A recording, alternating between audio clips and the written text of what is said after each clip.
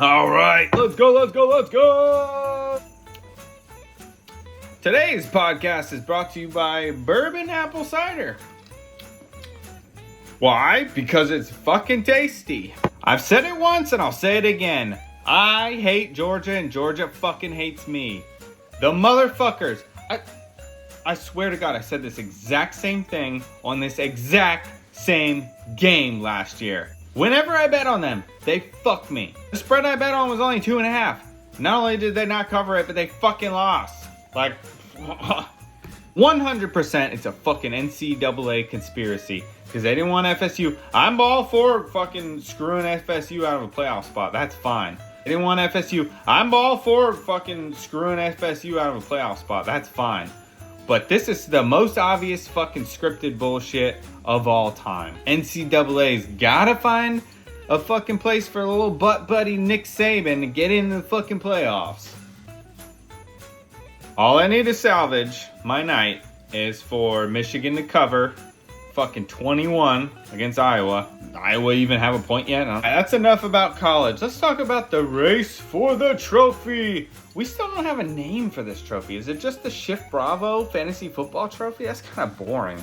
We had to come up with something good for it. Like the Tommy's mom or something.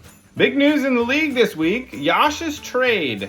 A.J. Brown for Brian Robinson, Deontay Johnson, and Romeo Doubs. This caused a lot of consternation, unsettlement, something like that on the shift this week.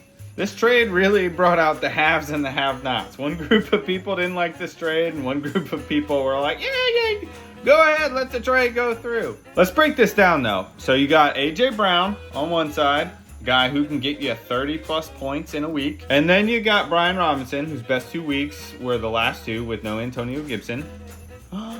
No! My lighting! It's called production value, guys. Look it up. Woo!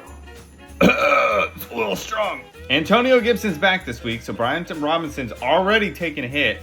Then he has a bye next week. Then he has like the worst running back schedule of all time going into the playoffs. Then you got Deontay Johnson, who's fucking given up on the season. Did you fucking see him on the field last week? Goddamn embarrassment to football. And then you have Romeo Doubs. I actually like Romeo Doubs. I feel like that was one of my better calls this year. I thought Romeo Doubs was going to be the wide receiver 1 on that team.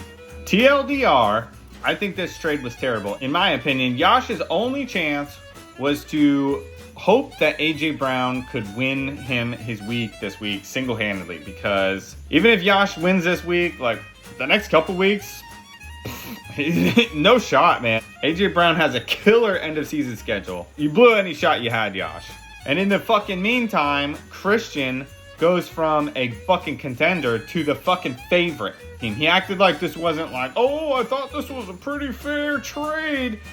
Christian, give me a fucking break. A.J. Brown fucking steps your team up to another level. Caveat, my predictions on trades haven't been the greatest this year, but let's fucking look at it, because we get a lot of shit from fucking somebody named Freddie Bunnell. I didn't like the Jamar Chase trade earlier in the year. That one hasn't gone in my favor, but that's because Joe Burrow got hurt again. Like, you're not going to predict injuries.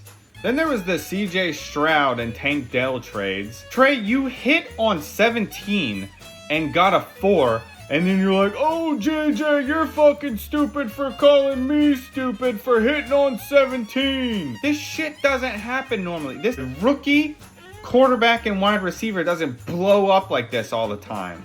And then what was the other one? I said Dalvin Cook was going to be dog shit, and I was right. Yeah, I was good on that one. Let's move onward. Playoff picture. We're on to week 13, and we got one hell of a playoff fight right now. I tried to go through the scenarios, and I can't.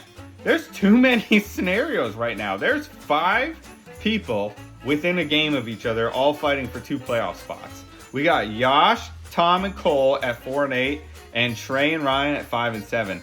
And this next 2 weeks is gonna be exciting because this could go honestly any way except for Yosh's way for obvious reasons. Just looking at this week, I think that Trey and Ryan are more than likely going to lose this week. Yosh obviously gonna lose this week. He's out, done. And then Tom and Cole could go either way. Like, they could win, and then we'd have a 4-way tie at 5 and 7. Yeah, this just in. Looks like we're getting a live feed of DK Metcalf running over Trey's. Anyone else see UNC beat Kentucky? Who gives a fuck, Yosh? Jesus Christ. Cheers to another great week, guys. Good luck to everybody fighting for a playoff spot. I want to say that I would have a really good feeling about winning this week again and getting my second 20 bucks. But we know Quentin's going to win again. Dak fucking killed it again on Thursday night. Also, am I the only one who's noticed that Mike McDaniel is intent on getting Tyreek Hill the receiving record? Like, he's absolutely intent on it. Tyreek Hill is absolutely going to set the receiving record unless he gets injured. It's not a doubt in my mind. If he finishes this year, he's going to have the record. And this week, against Washington's secondary with no pass rush, he's going to get 200 fucking yards and 2 touchdowns. Yeah, Quentin, just fucking take the ring back. Like, it's in my locker.